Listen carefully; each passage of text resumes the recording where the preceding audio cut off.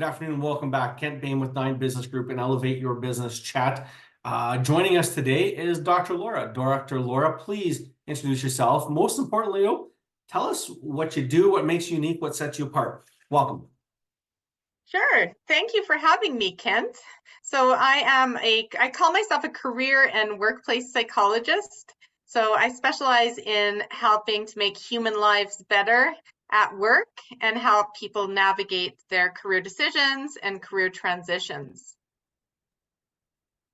Okay, that's way too Another, simple. I What know what it sounds simple. I do way more things than that, but that's elevator it's pitch. just workplace and careers and then family in itself is just messy. So maybe elaborate a little bit more to give the audience out there a little bit more sense as to kind of, for lack of better, what problem you solve or what you help your clients do different.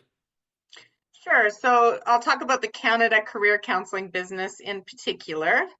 So we've been operating since 2009, and we help people who are either making a career decision. So it might be their first decision in high school, it might be a decision in post-secondary, or it might be in their 30s, 40s, and 50s where they're in a job or a field and they're just not happy, they're not fulfilled, they're uncertain. And a lot of people are dealing with this. And sometimes it's just that it's the wrong work environment, it's the wrong culture, the wrong boss. Other times they chose the wrong career path for them, and they'll make what I call a full-scale career change. So we're a team of registered psychologists. We operate in different parts of the country. So we have an office in Toronto as well, and practitioners that service people throughout the country figuring out their careers, and people can run it through insurance and benefits because it's a team of registered psychologists, depending on where you are. That makes more sense. Thank you. So many years ago when I was going from my corporate job of Imperial Oil to where I am now, came across a wonderful book called What Color's Your Parachute?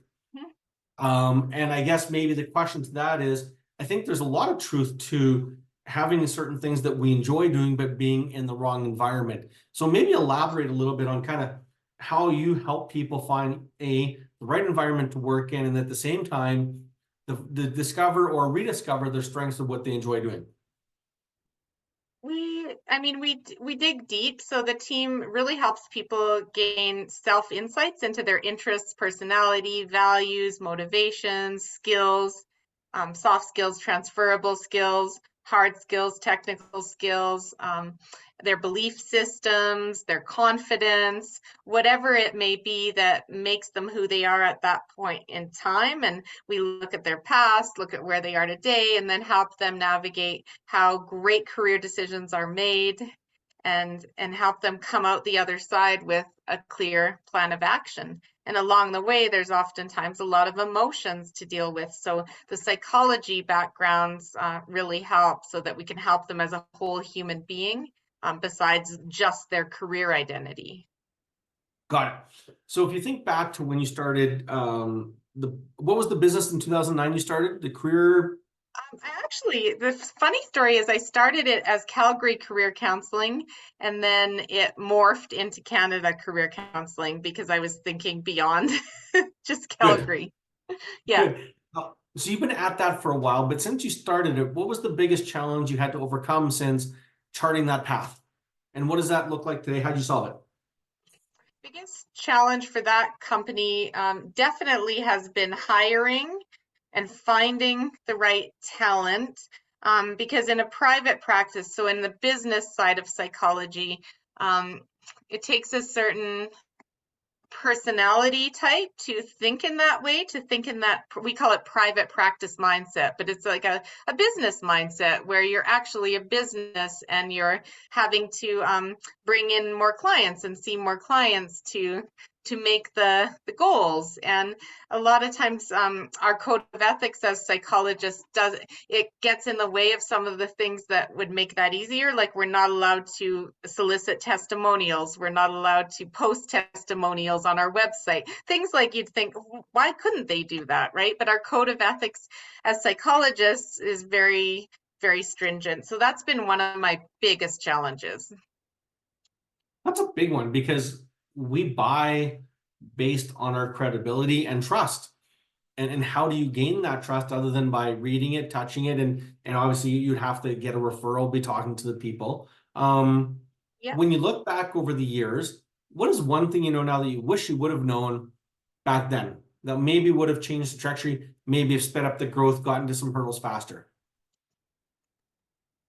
I think hire slow, fire fast, for sure. I think a lot of business owners would say that they never regretted, when they finally let someone go, they wish they had done it sooner. So I've definitely learned that lesson along the way. And to it really, I mean, I've always had office spaces. So, and my business had two parts to it. It had well, it does have a corporate consulting part to it, and leadership development and team and culture development in organizations, because that's an area of focus for me. But I ended up with, I think, too much of a footprint, too much office space, like at a time when the economy in Alberta started tanking in 2014, 2015.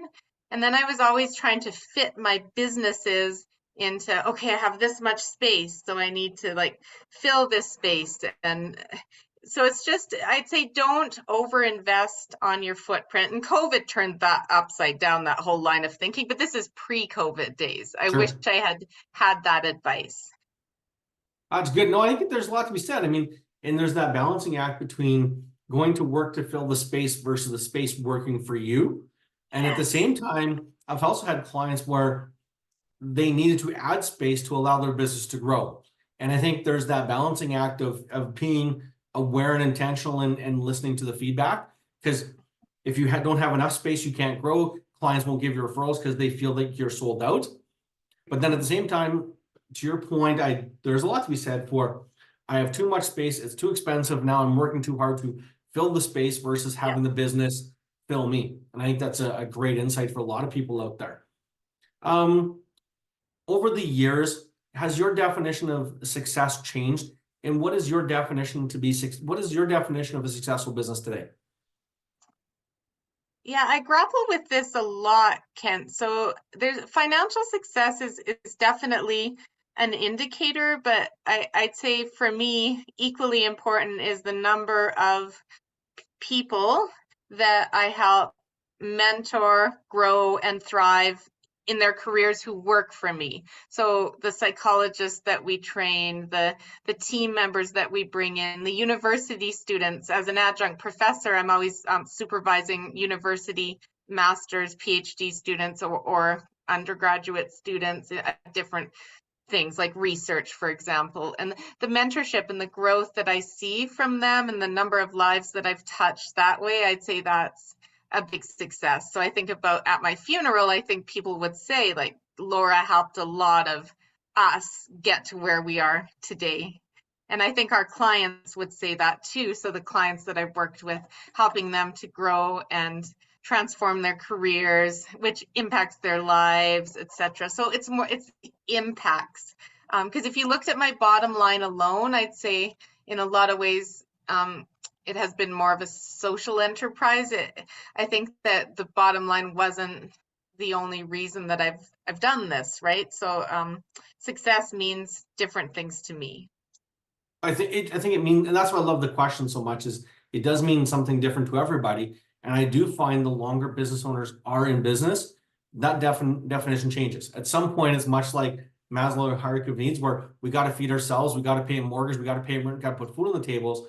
But once those buckets, if you will, are full, there's that sense of, I figured it out. I'm here, I'm doing what I want now. What can I do with the extra capacity? What can I do with the learning, the knowledge, the team? And I think that's where we don't necessarily, business owners don't always get to start with that social enterprise in mind because we can't afford to. But as they mature in business, I do find that even my clients over the years, they get to that maturation point where it's like, okay, my pile of gold is big enough. So now what?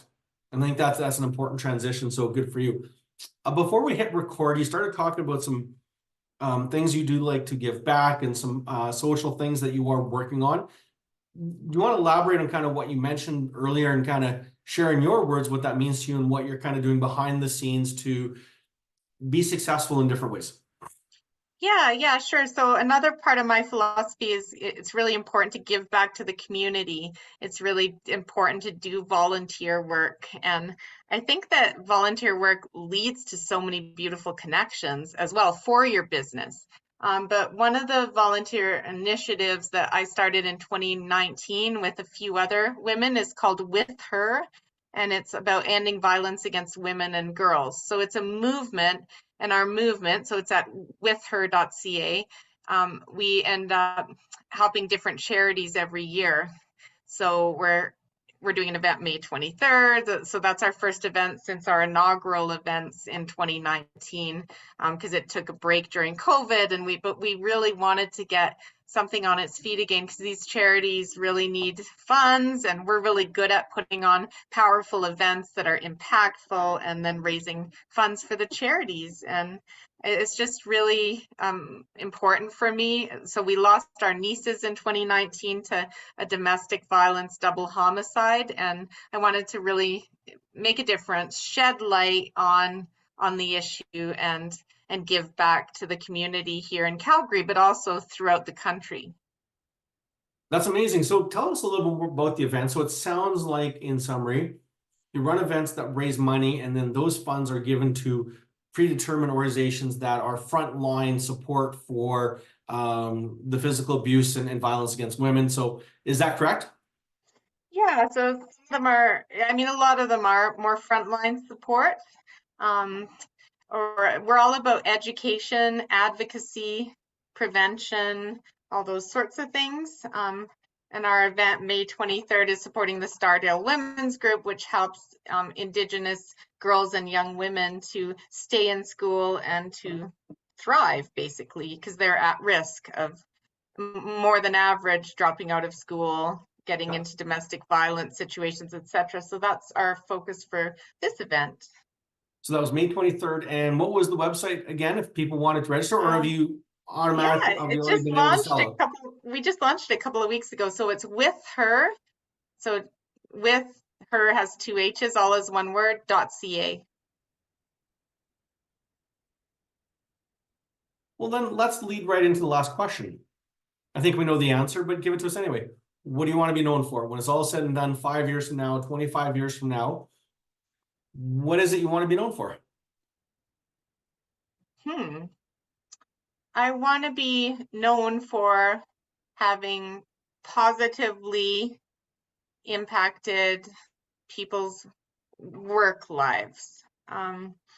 So whether it's through my latest research on toxic bosses and the eradication of toxic leadership, I think if I can make a mark there, that would help in a significant way. I think there's too many toxic workplaces out there, and I think it's a leadership issue, a lack of leadership issue. But yeah, so that would be a big mark that I would like to make. Thank you. And the shameless self-plug. So for those people out there, who is your intended audience? Who should be finding you, and where would they find you to learn more about what you do, and then become a client of yours if necessary and desired?